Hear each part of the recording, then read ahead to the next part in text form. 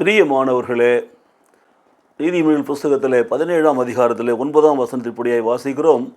குற்றத்தை மூடுகிறவன் சிநேகத்தை நாடுகிறான், கேட்பதை சொல்லுகிறவன் பிராண சிநேகிதரையும் பிரித்து விடுகிறான்.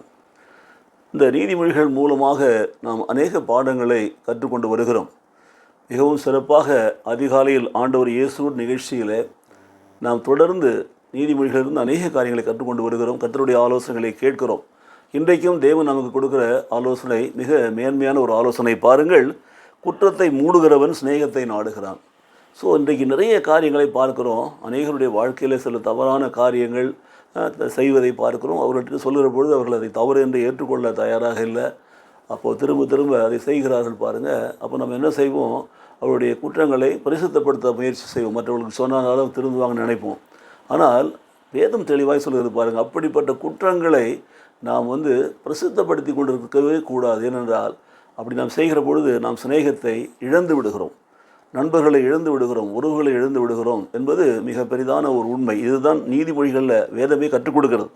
ஆகவே குற்றத்தை நாம் மூடுகிறவர்களாக இருந்தால் சிநேகத்தை நாடுகிறவர்களாக இருப்போம், நட்பை விரும்புகிறவர்களாக இருப்போம், அன்பை உறவுகளை புதுப்பிக்கிறவர்களாக இருப்போம். மாறாக அவைகளை நாம் பிரசித்தப்படுத்துவோம் என்று சொன்னால் நம்முடைய பிராண சிநேகிதரையும் நாம் பிரித்து விடுகிறோம். சிறு வயதிலிருந்தே கூட நாம் அநேகர்களோடு நண்பர்களாக இருந்திருக்கலாம்.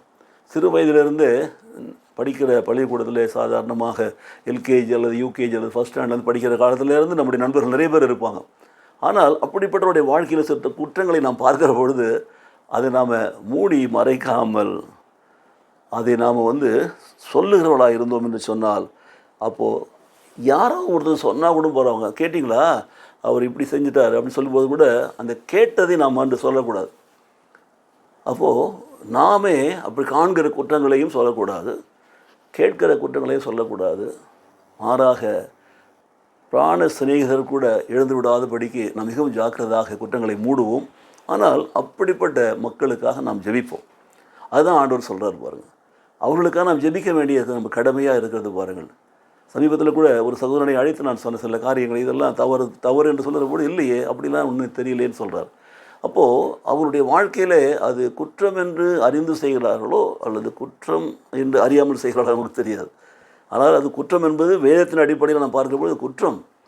அப்படிப்பட்ட குற்றங்களை நாம் மூடுவது தான் சிறந்தது. அதுதான் நம்முடைய சிநேகிதரை நாம் தேடுவதாக அமையும். இல்லை என்று சொன்னால் அவைகளை கேட்டதெல்லாம் சொல்லிகிட்டு இருந்து எல்லா குற்றங்களையும் பரிசுத்தப்படுத்தி பேசிக்கொண்டே இருந்தோம் என்று சொன்னால் நம் பிராண சிநேகிதரை கூட இழந்து விடுவோம். ஜாக்கிரதையாக இருப்போம். கர்த்தருடைய ஆலோசனைப்படியாக அவர்களுக்காக நாம் ஜெபிப்போம். கர்த்தர் அவர்களை திருத்தும்படி, அவர்களை ஆசீர்வதிக்கும்படி, அவருடைய வாழ்க்கையில் இருக்கிற குற்றங்களை எல்லாம் அவர்கள் செய்யாதபடிக்கு அவர்களுக்கு நல்ல ஞானத்தை புத்தி கொடுக்கும்படி ஜெபிப்போம் என்று சொன்னால் அதுவே நாம் அவர்களுக்கு செய்கிற மேலான ஒரு உதவியாக இருக்கும். ஜெபிப்போமா? எங்களை நேசிக்கிற நல்ல பிதாவே, நன்றி நிறைந்த உள்ளத்தோடு நாங்கள் துதிக்கிறோம். குற்றத்தை மூடுகிறவன் சிநேகிதரை நாடுகிறான் என்று சொல்லி கற்றுக் கொடுக்கிறான் ஆண்டவரே. அதே வேளையில் கேட்டதையெல்லாம் சொல்லுகிறவன் தன்னுடைய பிராண சிநேகிதர் எழுந்து விடுகிறான்னு சொல்லி கருத்த வார்த்தைகளுக்கு நமக்கு நன்றி செலுத்துகிறோம்.